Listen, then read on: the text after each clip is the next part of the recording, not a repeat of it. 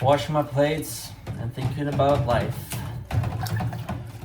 It's been some journey so far this year, 2026. You know, I usually start my years in December of the year before, so that it feels like I have a head start, because one thing that I really cannot take is feeling like I'm behind. That's like one of my, that's my greatest fears, one of them.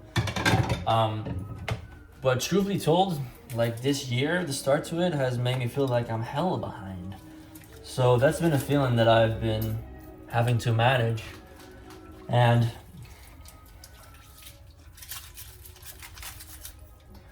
so far I don't really have an answer yet.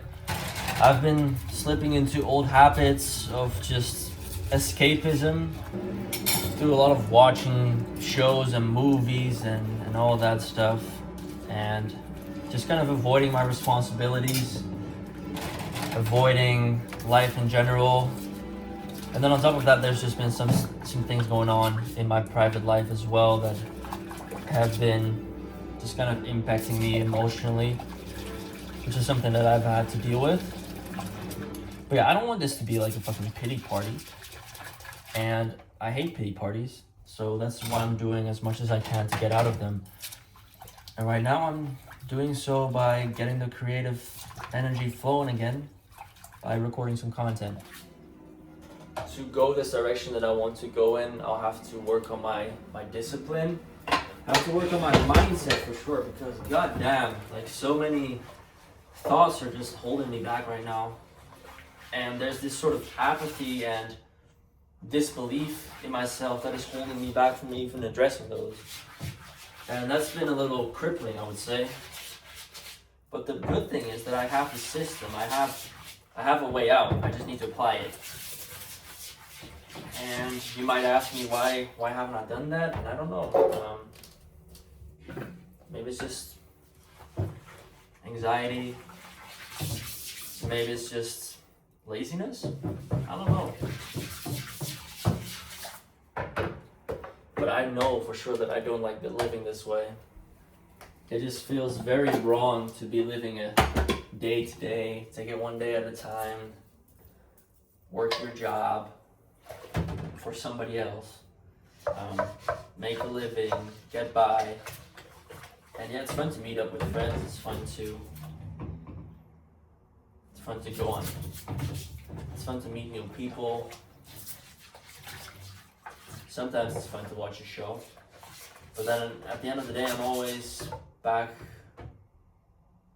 But then at the end of the day, it's always just myself, you know, and the lack of progress that I feel like I'm making, which is quite a depressing thought. And I don't mean this video to be like super depressing or something.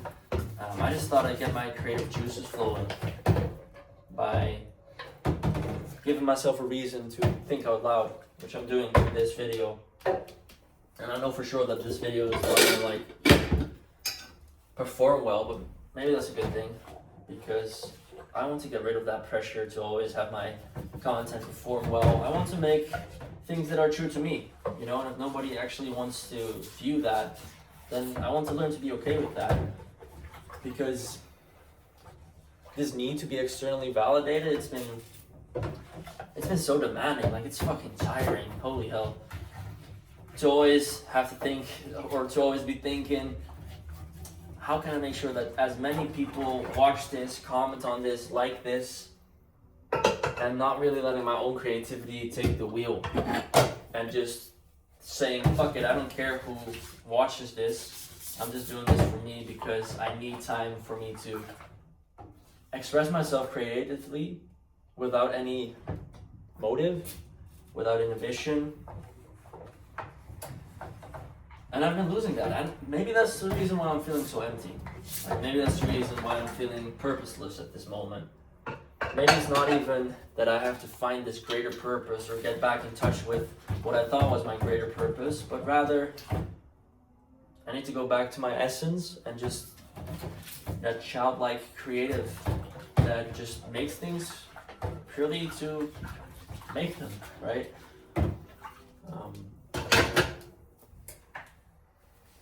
But then again, like, I want to make things that are of value to people. So it becomes this kind of paradox where it seems like I can't win, but then at the other end of things, it means I'll always win. But the one prerequisite to that is making sure that my mind actually has that mentality ingrained into it, that it's always a win. Whether I make something that flops, but I love it, or whether I make something that I still do love, but other people also fuck with it. But there's this, I think the need for external validation within myself is just too big right now. And that's something that needs to change. And again, it comes back to changing that mindset.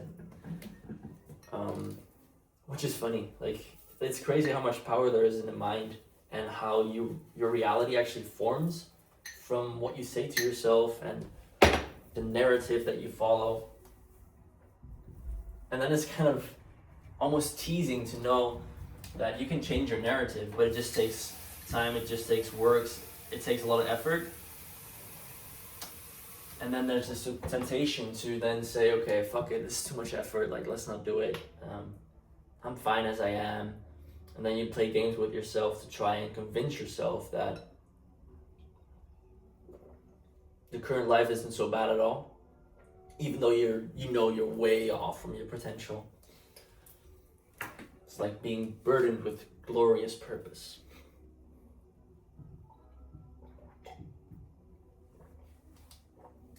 Yeah, that's one of the shows I've been watching.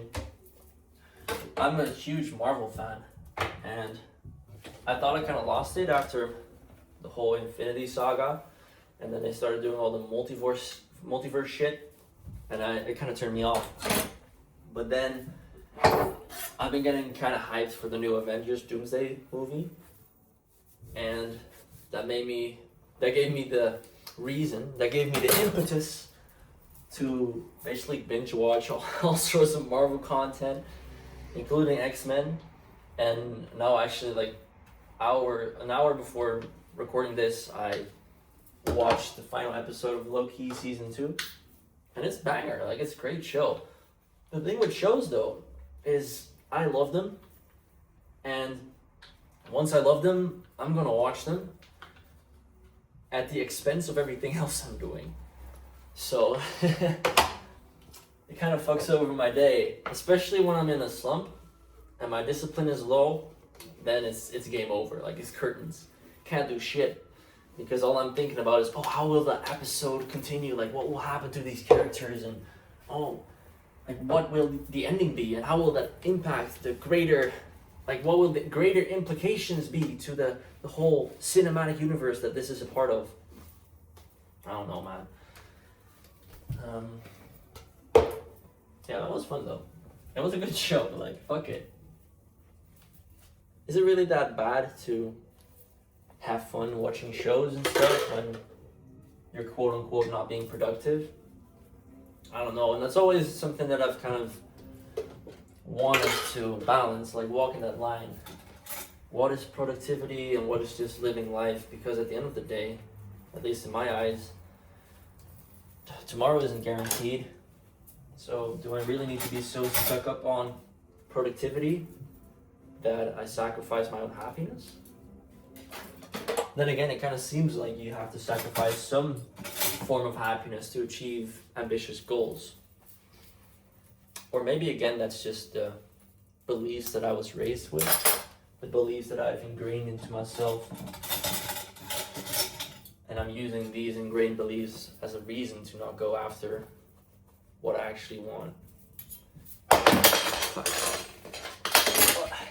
Those ambitious goals. And the sacrifice that comes with it, a sacrifice that is not guaranteed to give any form of return. It takes a shit ton of belief, huh? But that belief can be created, and I think it's my responsibility to create it for myself.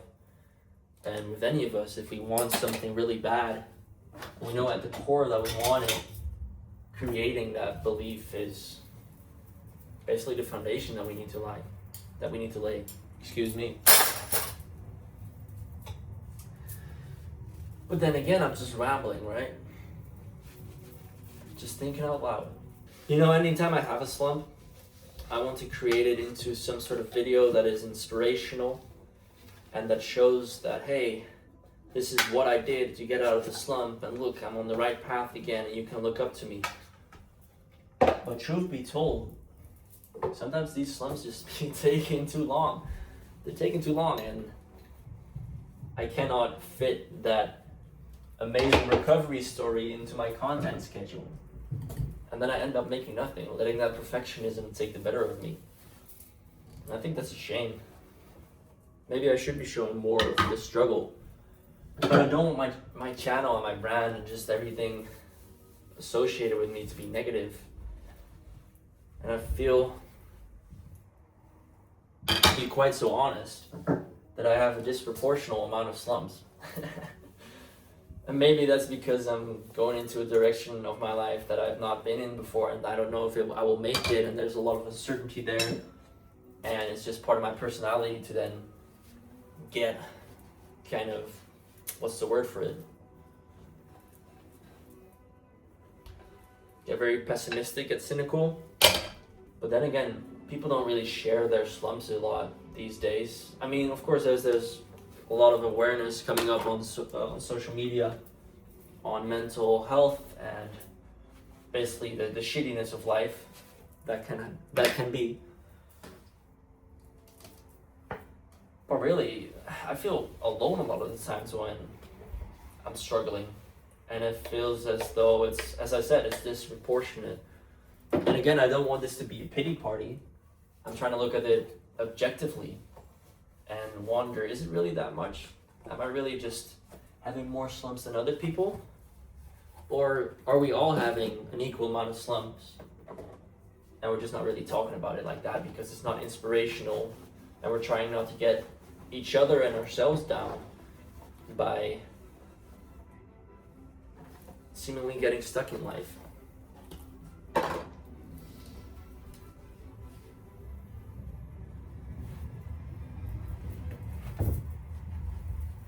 I think we all want to inspire, we all want to give each other a positive message.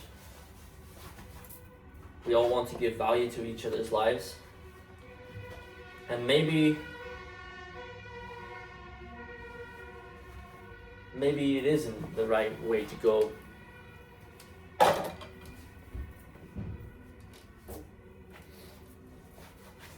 Maybe sharing too much of the bad is not adding value to another person's life, because it feels like all of life is bad, or one can really focus on the negative when there's so much out there. But for me personally, seeing a lot of positive around me while I'm in a negative place is very isolating and makes me kind of sink into the negativity more and wallow in it. And I wish I could say that it doesn't affect me that much, even though I do consider myself mentally and emotionally strong. At the end of the day, it does affect me. And it does affect my progress and my goals and the way I feel about myself. I don't know, maybe somebody can relate. Who knows? I'm just speaking into the void.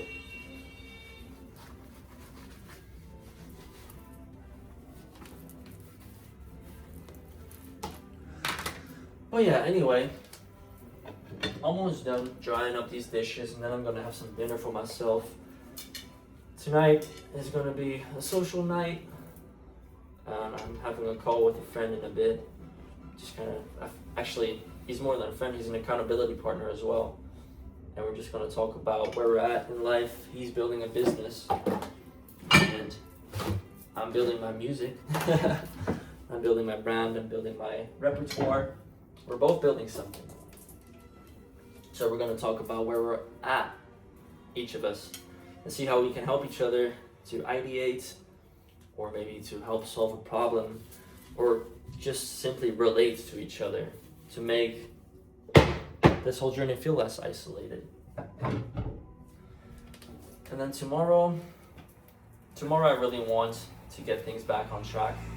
I don't like how I've been living I really want to get things back on track tomorrow, I don't really like the way that I've been distracting myself and using escapism as a way to deal with the responsibilities I have and the goals that I have. Because most of these responsibilities are responsibilities towards myself. And for some reason, it's no issue for me to work and deliver on responsibilities that I've had to others. But then the ones I made to myself, I cut myself too much slack and end up disappointing myself, even though I don't tend to disappoint other people. I'm reliable to others.